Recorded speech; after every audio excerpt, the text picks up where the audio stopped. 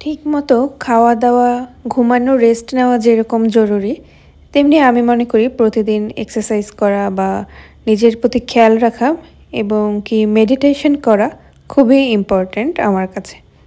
আমি প্রতিদিন সকালে ঘুম থেকে উঠে অন্তত 30 মিনিট সকালে প্রতিদিন হাঁটতে বের হই। তারপর বাসায় যেই রেগুলার এক্সারসাইজগুলো আছে সেগুলো করি এবং মেডিটেশন সবসময়ই করি আর কি।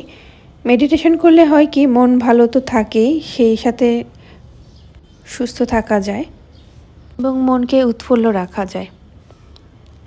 সো হ্যালো এভরিওয়ান, আপনারা সবাই কেমন আছেন?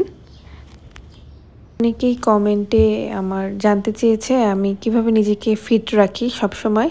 তো আমি বলবো তেমন কিছুই না, রেগুলার এক্সারসাইজ করি বাসাতে, প্রতিদিন আধা ঘন্টা করে হাঁটার ট্রাই করি, আর পর্যাপ্ত পানি খাওয়ার চেষ্টা করি সব সময় আর কি। নিজের প্রতি আমি খুবই কনসিয়াস ছোটোর থেকেই, এখনও তার কোনো ব্যতিক্রম না।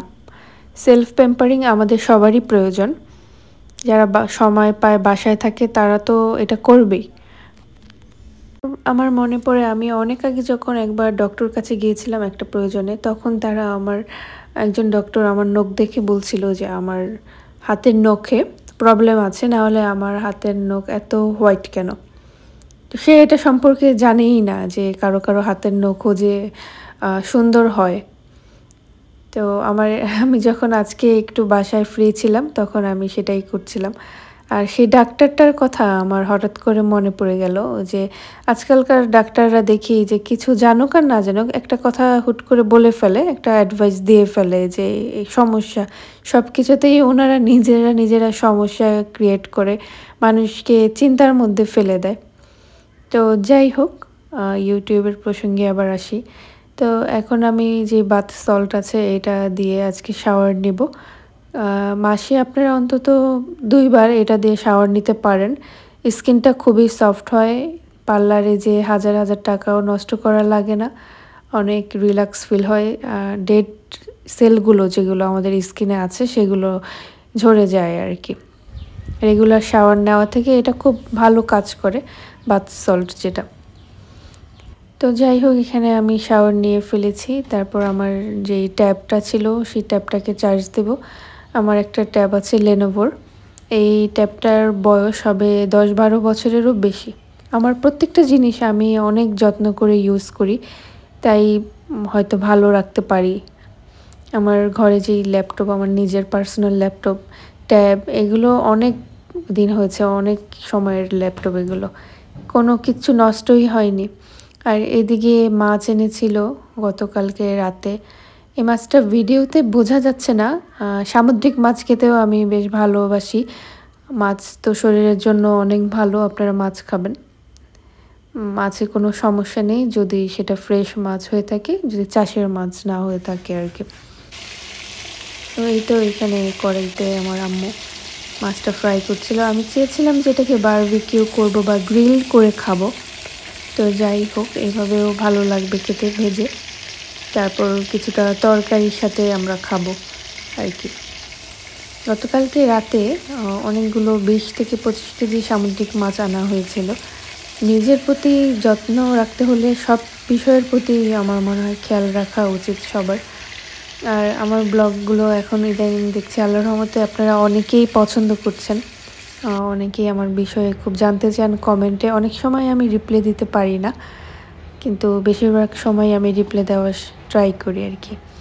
আর রূপচাঁদা মাছ খেতে আমার অনেক ভালো লাগে। আমাদের যেই একটা বাসার সামনে বাগান আছে, এখানে বসে আমি প্রায় সময় কাটাই আর কি, অনেক ভালো লাগে। যাক, যখন যে শাওয়ার নিলাম তখন আমার কাপড়গুলো এগুলো আমি আমার নিজের হাতে ধুয়েছিলাম। সবসময় নিজের কাজ নিজে করার ট্রাই করি। কোনো হেল্পিং হ্যান্ড দিয়ে আমি আমার ড্রেস ওয়াশ করাই না। আমার ভালো লাগে না, তাদের কাজ সবসময় সব বিষয়ে পছন্দ হয় না আর কি। নিজের কাজ নিজে করার মধ্যে যেরকম ভালো লাগা আছে, তেমনি নিজেকে ফিটও রাখা যায়।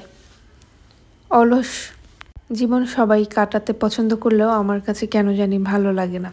তো যাই হোক, আমি আমার ভ্লগে সব ভিডিওতে আপনাদের সাথে সব কিছু ভালো ভালো কিছুই শেয়ার করার চেষ্টা করি। রেগুলার ভিডিও দেওয়া হয় না এখন আর আগের মতো, তবে সপ্তাহে 2-1টা ভিডিও আপনাদের সাথে শেয়ার করার ট্রাই করি। আমাদের বাসা, আমার বেডরুম আমার খুব পছন্দ। সবসময় ভয়েস দিলে বা যে কোনো সময় সবসময় কেন জানি অনেক সুন্দর পাখির ডাক পাওয়া যায়, শোনা যায়, অনেক ভালো লাগে। আর আমার আগের ব্লগগুলোতে আপনারা এইগুলো দেখতে চেয়েছিলেন, এই অর্নামেন্টস বক্সগুলো, এগুলো আমি আড়ং থেকে নিয়েছিলাম। আড়ংয়ের এই জিনিসগুলোই আমার বেশি ভালো লাগে ড্রেসের থেকে। এই জুয়েলারি বক্স, টিস্যু বক্স, এগুলো আমার ভালো লাগে। এগুলো আমার সব কসমেটিক্স জুয়েলারি আইটেম।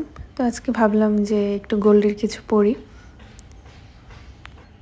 দেন এই আমার এই হাতের এই রিংটা, এটা আমি যখন ক্লাস 6-এ পড়ি, 6 থেকে 7-এ পড়ি, তখন নবরূপা থেকে নিয়েছিলাম। সেই এখন কত আগের কথা, এখনও সেই জিনিসটা ভালো আছে।